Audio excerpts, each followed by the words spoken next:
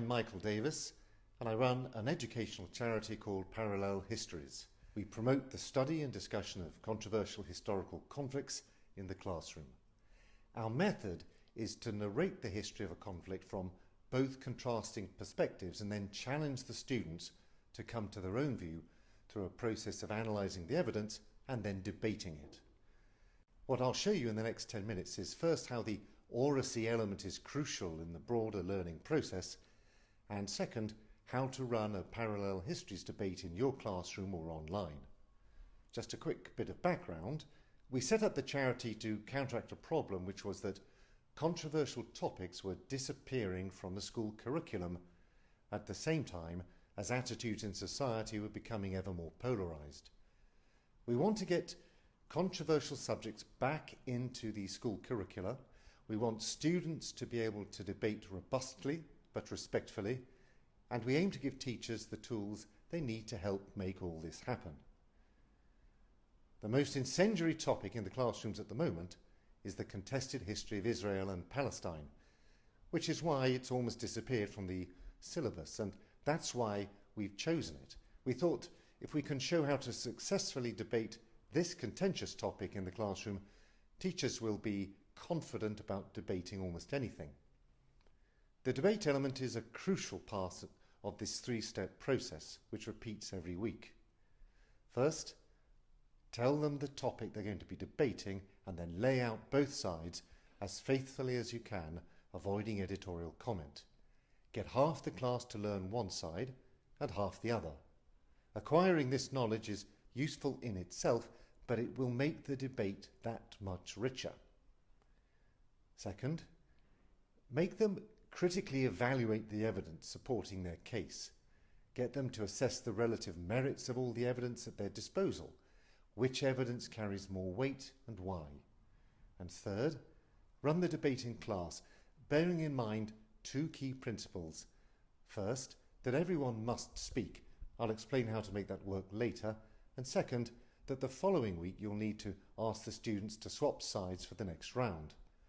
We've been asked, could we do this all on paper? Could it be a written exercise? Perhaps, but it would be a very pale imitation. The point about having students debate is that they invest an emotional energy into speaking in front of their classmates, which they don't put into a written piece.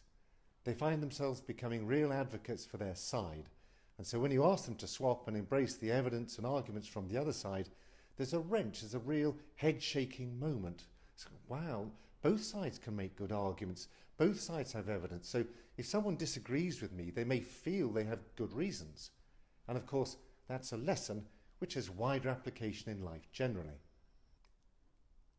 And finally, before we get on to the second part, which is a more detailed explanation on how to do it, I'd also say that our programme is different from more formal debating programmes where the emphasis is on speed of thought and eloquence and the subject matter is incidental.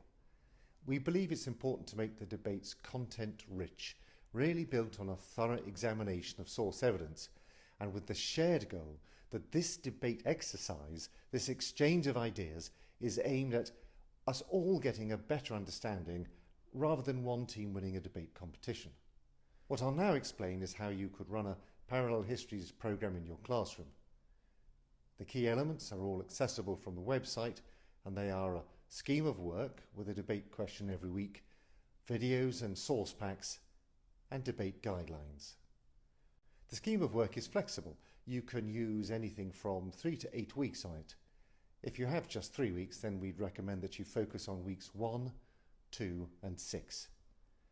Remember, each week is structured the same way. Start with the two contrasting narratives, then examine the sources and finish with a class debate.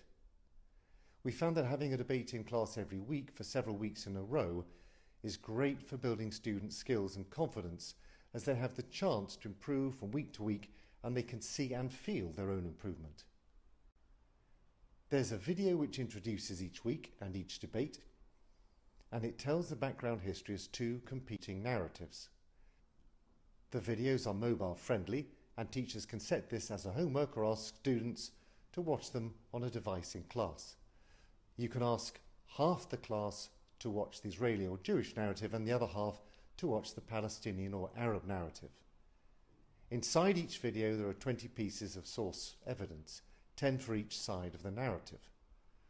Teachers in schools where the IT provision is unreliable usually print and laminate the sources and use them for group discussion, as you can see here. The sources in each pack are organised so that the first 3 are more accessible, the next 3 harder, perhaps they contain blocks of texts which younger students find off-putting, and the final 4 are in the middle of the spectrum. The number one priority with our debating programme is that everyone in the classroom has to speak. How long they have to speak, how many pieces of evidence they have to reference in their speeches, whether or not you ask them to do rebuttals is a matter for your judgment based on the context of your school and your students. Speaking has to be for everybody, and it has to be normal. And this means that in a class of 30, you need to have 3 simultaneous debates, each involving 10 students, 4 a side and 2 to act as judges. This is possible if the students are close to each other so they can speak conversationally, and if there's only one person allowed to be speaking in each group at any one time. Here are some debate guidelines and a sample mark scheme for the judges. The students picked to judge the debate change every week, and we only have one absolute rule for the student judges, which is that when they're giving feedback to their peers, every piece of criticism must be preceded by a piece of praise. So in an early week of the unit, this feedback could be as simple as, "Abigail, you spoke very clearly and everyone could hear you. For next time, try to make more use of evidence in your argument."